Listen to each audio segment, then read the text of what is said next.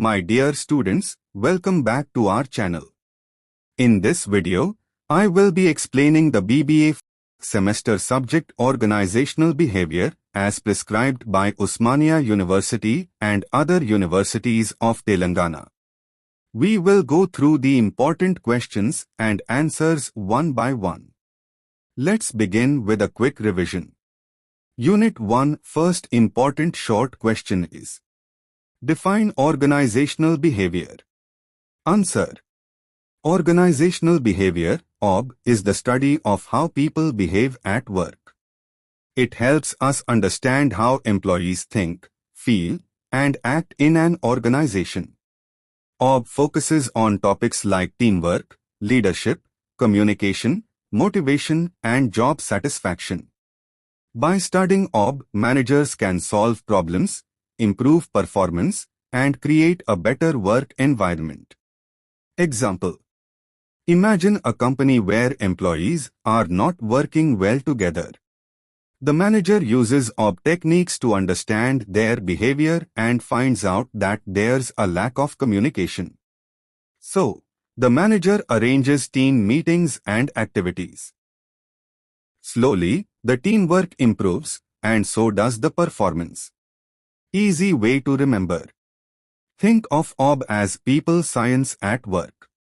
It helps in understanding and improving human behavior in offices, factories, schools, and any workplace. In short, organizational behavior is about making people and organizations work better together. Next important short question is: to explain the importance of organizational behavior, OB. Answer: organizational behavior, OB, is important because it helps people work better in a company. It teaches us how to understand employee behavior, improve teamwork, increase motivation, and solve workplace problems. With the help of OB, managers can create a positive work environment where employees feel happy and work efficiently. It also helps in reducing conflicts and improving communication. Example: suppose a manager sees that employees are often arguing and not cooperating. By applying OB, the manager understands their behavior, gives proper roles, and motivates them. As a result, the team becomes more united and productive. Easy way to remember. OB is important because it helps in making the people side of business strong. Happy and well-managed people is equal to successful organization.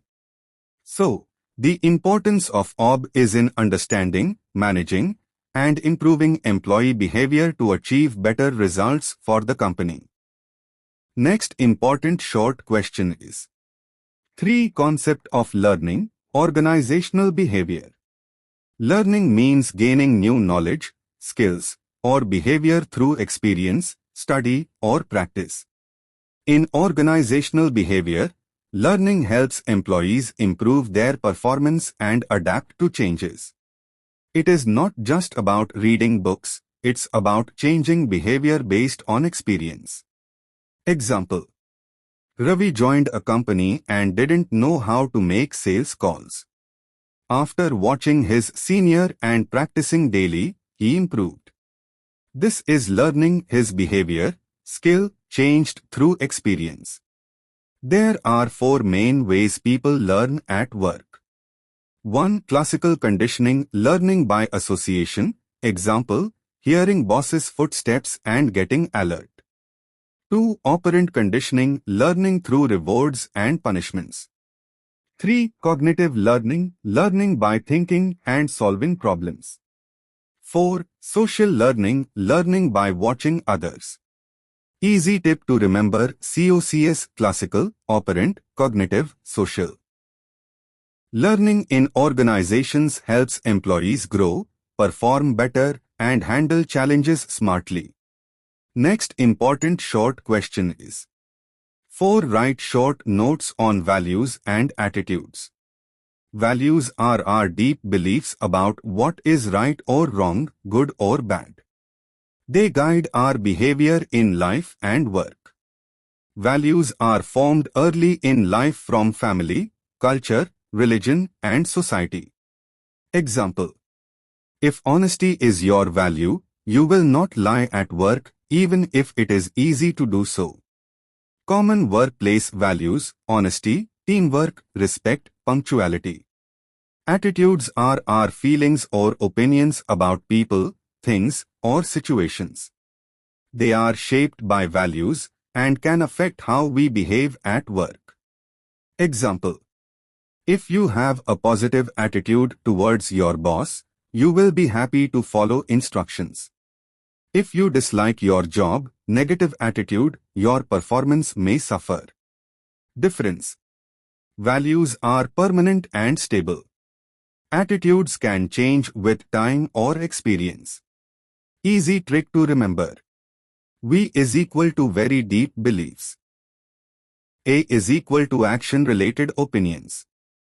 Both values and attitudes influence behavior in an organization. Next, Unit 1. Long questions.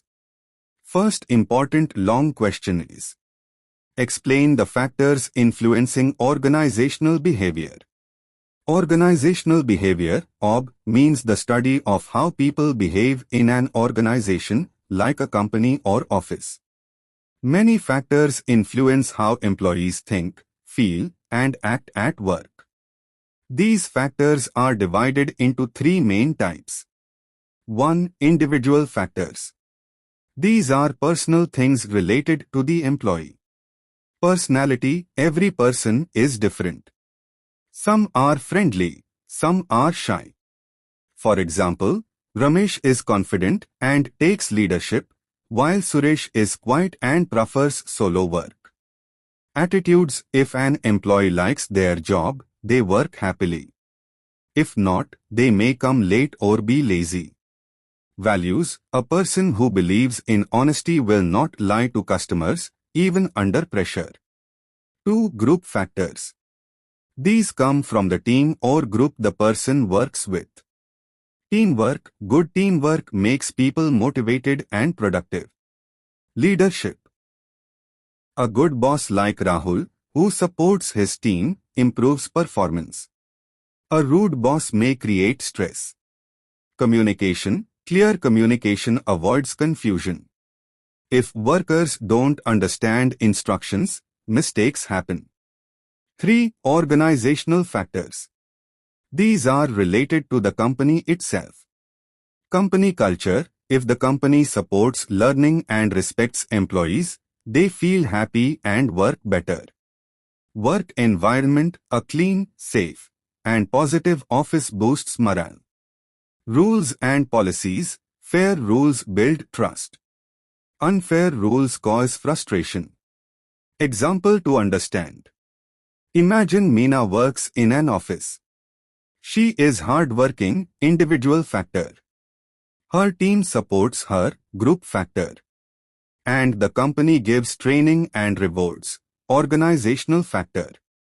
This makes her happy and productive. But if her boss is rude or the office is disorganized, her behavior may change negatively. Easy way to remember. Think of IGO. I is equal to individual. G is equal to group. O is equal to organizational. All three work together to shape how people behave at work. Understanding these helps managers create a better workplace. Next important long question is: 2. What is meant by perception and attribution? What are the factors influencing perception? What is perception? Perception means how we see and understand people, things, or situations. It is not always the truth, but what we believe is true. Different people can see the same thing in different ways. Example: if two employees see their boss shouting, one may think he is strict but fair. The other may think he is rude and angry. So, perception is personal and may differ from reality. What is attribution? Attribution means explaining why someone behaved in a certain way. We try to find the reason behind someone's actions, either blaming the person, internal reason, or the situation, external reason. Example: if Ria is late to office, her manager may say, she is lazy, internal cause. But in reality, traffic was the reason, external cause. This is called attribution error, when we make wrong assumptions. Factors influencing perception. 1. Perceiver, person who sees. Experience, past experience affects how we judge. Mood, a happy person sees things positively. Attitude, a positive thinker sees opportunities, a negative one sees problems. 2. Target, person or object being observed. Appearance, well-dressed people are often seen as more professional. Behavior, loud or quiet behavior changes how we judge someone. 3. Situation. Time and place, if someone laughs at a joke during a serious meeting, it is seen as rude. But in a party, it is normal. Work environment, a stressful workplace can affect how people see each other. Easy trick to remember: PTS. P is equal to perceiver. T is equal to target. S is equal to situation. Conclusion. Understanding perception and attribution helps managers avoid misunderstandings and treat employees fairly. It builds a healthy workplace. Next important long question is: 3. Explain the different stages of personality development. Stages of personality development. Personality development is a lifelong process where a person's character, behavior, and traits evolve. There are several stages that guide this process. Here are the key stages. 1. Childhood stage. This is the first stage, where personality begins to form. Children learn from their family, friends, and early experiences. Example: a child who grows up in a loving family is likely to develop confidence, while a child in a stressful environment may develop shyness or fear. 2. Adolescent stage, teen years. During adolescence, teenagers start to search for their identity and may experiment with different roles. They try to understand who they are and what they believe in. Peer influence is very strong at this stage. Example: a teenager may try to fit into different social groups, sports, arts, or academics before deciding what suits them best. 3. Young adulthood stage, early 20s to 30s. In this stage, a person focuses on career, relationships, and personal growth. They begin to take responsibility for their choices, and their personality becomes more defined. They may face challenges and learn from experiences. Example: a young adult starting a job will develop confidence and learn workplace skills, forming a stronger sense of self. 4. Adulthood stage, 30s to 50s. During this stage, people often focus on their family, career, and long-term goals. They have more life experiences, which help shape their personality. Personal values and beliefs become more clear. Example: someone in their 40s might become more focused on health and work-life balance as they understand the importance of these values. 5. Maturity stage, 50s and beyond. In this stage, individuals reflect on their life's journey. They often become more relaxed, understanding, and wiser. Many people focus on giving back to the community or spending time with family. Example: a person in their 60s may prioritize sharing knowledge and spending time with loved ones, showing more patience and acceptance. Easy trick to remember: CAYM. C is equal to childhood. A is equal to adolescent. Y is equal to young adulthood. A is equal to adulthood. M is equal to maturity. Understanding these stages helps us know that personality is not fixed, it keeps evolving throughout life.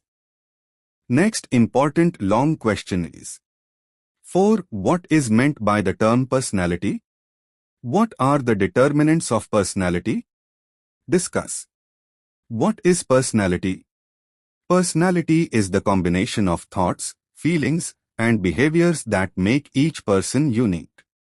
It includes how we respond to situations, interact with others, and express ourselves. In simpler words, personality is what makes you, you. Example. Consider two employees, Rahul and Priya. Rahul is calm and thoughtful, while Priya is energetic and outgoing. Even though both work in the same team, their personality traits make them react differently to work challenges. Determinants of personality. There are several factors that shape our personality. These are known as determinants of personality. Let's explore them. 1. Heredity, genetics. Heredity refers to the traits we inherit from our parents. These traits influence how we behave, think, and feel. Example. If a person has calm and relaxed parents, they may also tend to be calm and relaxed by nature. On the other hand, a person with energetic parents may develop high energy. 2. Environment. The environment we grow up in plays a big role in shaping our personality. This includes our family, friends, culture, and society. Example.